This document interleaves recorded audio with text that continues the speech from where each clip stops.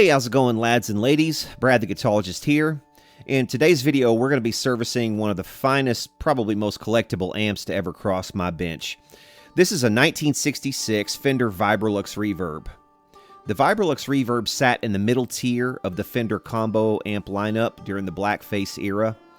In terms of power and speaker configuration, it sat between the 112 Deluxe Reverb combo, which had 6v6 output tubes for about 15 or 20 watts of power, and the larger 115 Vibroverb and 410 Super Reverb combos, which both shared the Vibroverb's 26L6 output for about 35, maybe 40 watts of power. I've said in the past that the Deluxe Reverb was probably Fender's finest model, but after playing this Vibrolux Reverb, I believe I've changed my mind.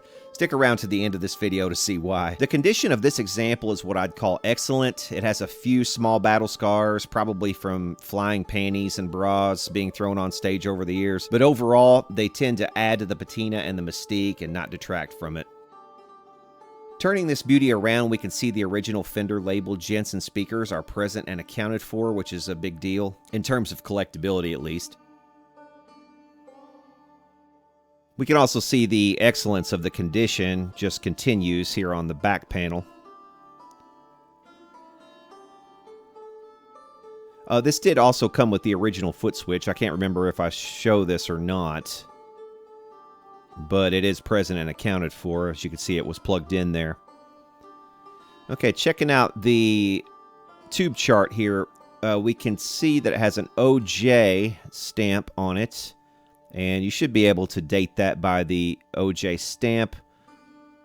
All the tubes there listed. This also is listed as an AA864 model, which is interesting because you cannot find a schematic for an AA864 Vibrolux anywhere. The schematic doesn't seem to exist from Fender. You can see there 220-602. That's the second week of 1966. And 220, of course, as we all know, is Jensen. Looking for the code on the other speaker to make sure it matches, and sure enough it does, and it was manufactured within 1 week of the other speaker. I believe these are C10N speakers, if I'm not mistaken. Somebody can correct me if I'm wrong on that, but I believe that's the case. Okay, taking the back door off, we could see the tubes here and get a better look at those, and right away we could see an RCA right on that one tube, and you can see the RCA peeking out of the back of the other tube as well. So we have a matched pair of probably original RCA 6L6s in this amp, which is great to see. Love to see that.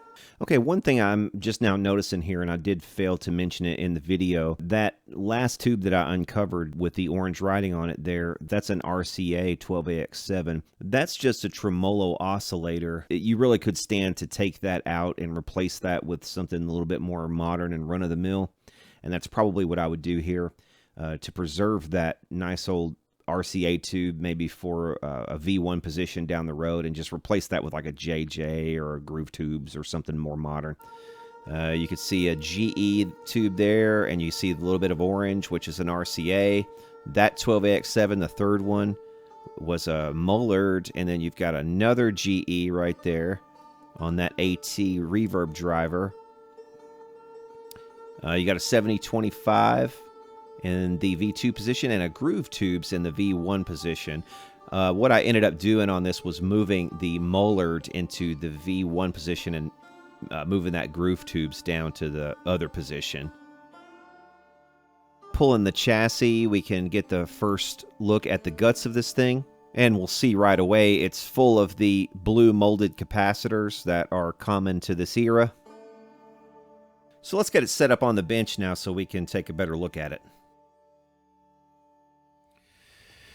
Okay, here's the underside of the chassis, and as we previously discussed, we've got a load of vintage tubes, but we've got one tube that's a new tube, and this is a Groove Tubes, and it's in the V1 position. There is a very nice looking 7025 RCA right here in V2 position, but I'm definitely going to probably put something else here in the V1 position. That's just by looking at what's here, that's what I'm inclined to do so far. We've got a 606.5 right there, so 1965, 39th week. On that Schumacher transformer right there, we've got another one here, 606, 539, 539, 606. This one is a 64, 36th week of 1964 Schumacher right here on the power transformer.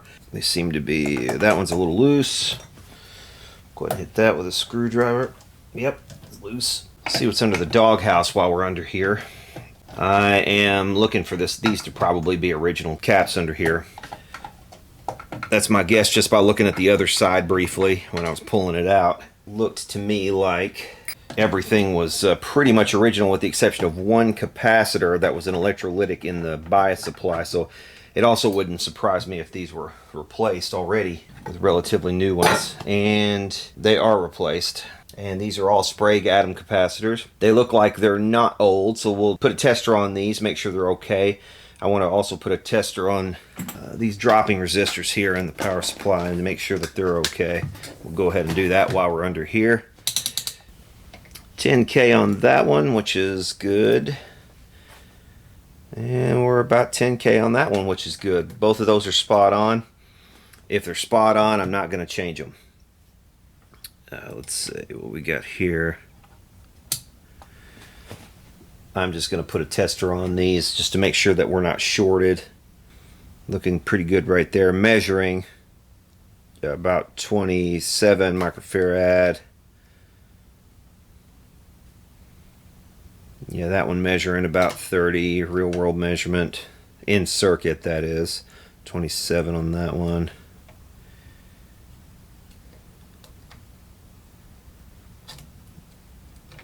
That one's measuring, those two are measuring 50 something, which I'm not shocked by that they would measure something off in circuit. I'm not too concerned about that. Really just what I want to make sure is that nothing is shorted here. Yep. Looking good on all of those for the most part. I'd say we're not going to have any problems with those. So that's one less thing we're going to have to do there. Let's go ahead and flip it over and we'll get a look at the other side. Okay, so here we are on the other side of the chassis, and we get a chance to see the guts here a little closer. And like I said before, this thing is mostly original from all appearances, with the exception of one little capacitor I can see in the bias section over there. All these blue molded caps are original. All of the electrolytic bypass caps are original, and those appear to be dated 1965. We do have original screen resistors in this thing, which we are going to replace with some 5 waters. There is that blue capacitor I was telling you about in the bias section that is non-original, but that appears to be the only thing in this amp that is not original, with the exception of the other electrolytics under the doghouse. And here is a look from the other direction. We can see the inside front panel there. And we can see that all of the pots and jacks are original as well.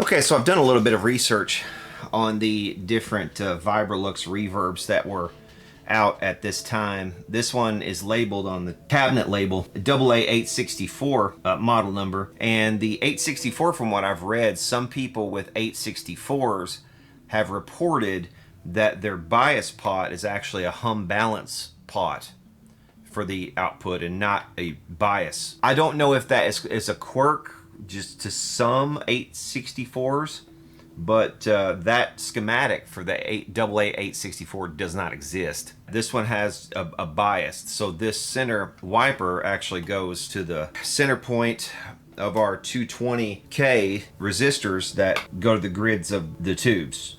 This has been changed, and also we had the caps on the under the doghouse that were changed. Other than that, this thing looks absolutely stock to me.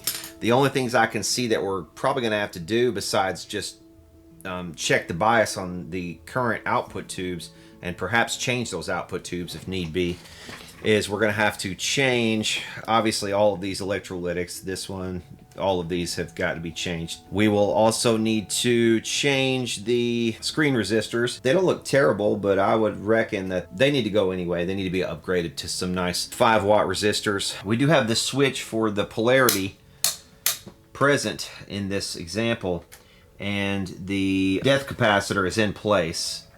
So we may go ahead and just desolder that depth capacitor from the switch and just leave it at that. We'll leave the switch in place. It will essentially do nothing after that. Then again, this is a rare and collectible example of a 60s Fender. I just hate to go around messing with it if it's a collectible example of something. You know what I mean? It's just, I'd rather do the things that are absolutely necessary. These are absolutely necessary. Cleaning it is obviously necessary and non-invasive. Replacing these are necessary. Removing that, I don't know, maybe in some situations where if you played a bar or something where the wiring was just all jacked up and backwards in the place, maybe that would help out with some issues. But you know, as long as the wiring is correct in the venue that you're playing, that should never be a problem. So I don't know. What I'm thinking is I'll just go ahead and leave it in place for now, and just do everything else. I'll check all these molded capacitors. They're probably okay. Some people, you know, will scoff when I say, you know, these molded capacitors, man, I have had some instances where a lot of these have been bad in amps before. And you know, you'll find people that swear up and down, oh, those never go bad, but that's not the case.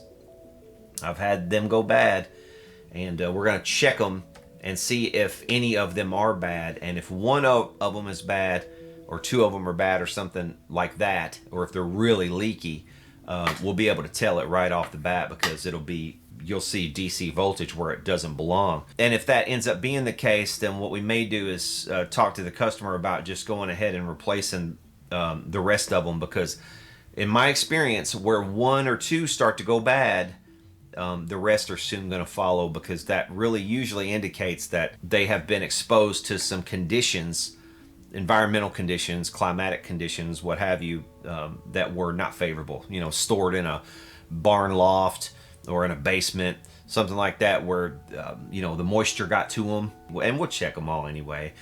Also, another thing to check for is the ceramic capacitors. While they don't usually go bad, they can go microphonic. So if we notice any weird noises or microphonics that we just cannot get out by replacing a tube or something like that, we will suspect we possibly have a problem with one of those capacitors. Plate resistors, none of them really look like they've been hot or burned or anything like that. So, but we'll check those too. I know we're gonna have to clean and all that stuff anyway, so we may as well go ahead and knock out some of the cleaning before we do anything else. I just received a call. A ship-to-shore message from Bill McCoy. The Coast Guard is seizing his ships. Give your time, sir.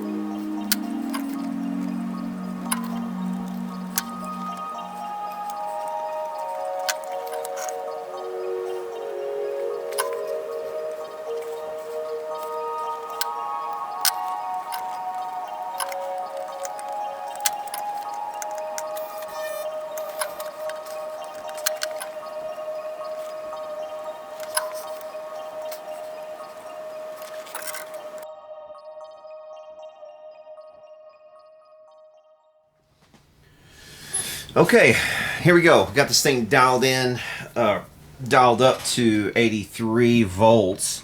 We have a 1K sine wave into the vibrato channel. Let's actually just see if the vibrato is even working. Okay, vibrato is working. We'll have to test the reverb when we get an instrument into it. But we can see here we can crank it. That's looking great right there. That's looking really good. I want to see what the voltage is. Let's go ahead and crank it all the way up here. So there we are at 120 volts. Let's look at the tail of the tape here on that. 120 volts in, 86 watts of power at idle, and 0.81 amps. There we are into clipping. Let's back off from clipping. Right there. I'm gonna see what the voltage is coming off of this pot.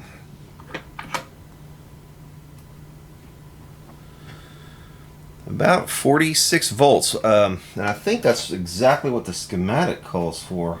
42 volts is what the schematic calls for. And we will adjust the bias.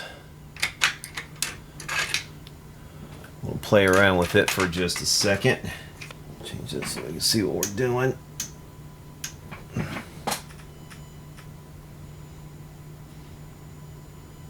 Okay, that's looking fantastic.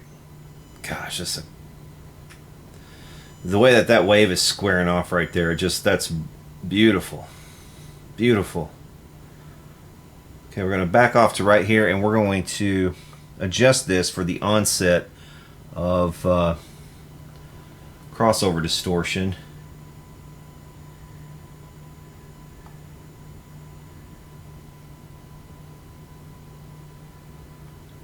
If we can make it happen.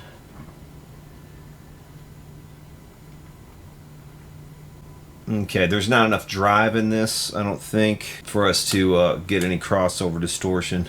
The range on the biasing is not enough for us to be able to do that, but we can go from negative 57 volts to negative 42, which is that's what the schematic calls for right there, is negative 42, but that's not where we want to set this. Where did I say it was before? 46? I think 46 is probably going to be about right. Let's check channel 1. Or the normal channel, I should say.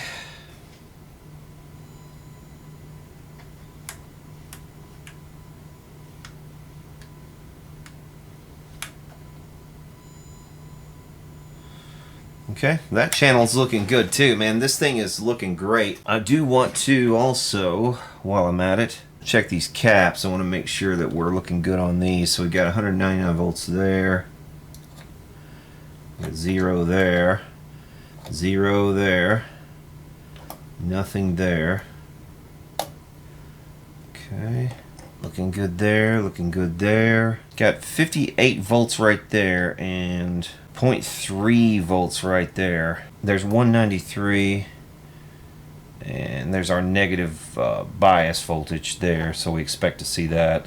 Well, all of that's looking fantastic actually. Let's see what else. I think before I flip the chassis over also, I want to go ahead and test each of the plate resistors to make sure that those are all pretty much dead on. I want those to be within, you know, a 10% or so tolerance. But yeah, other than that, man, this thing is freaking gorgeous. What an amp. Okay, so here we go. We're going to see what is actually going on in the amp here. We see we've got 428 volts on the plate. We've got 36 milliamps of current. I can already tell you that's going to be low. 0.0366 times 428. Not too bad. 15.6 watts plate dissipation. Tell you what, let's go to 37. 426 and 37. That's 15.7. I think we're just going to leave. I think we're going to leave things alone right there. Little over 50% of maximum plate dissipation. Okay, so that is going to do it for the service on this thing. The only other thing I could see is that I've got an issue with the bright switch. I don't know if I don't know what's up with that. When I throw the bright switch, I'll check it with the guitar and see if that's actually a problem. I kind of doubt it's going to be any kind of problem, but it could be that I need to do something about the bright cap on that channel. That would be very unlikely, or the switch itself maybe even. Yeah, it's not doing it on this channel, but it is on the vibrato channel. See, when I throw the bright switch, it's just throwing a lot of noise on that signal. Can you see it?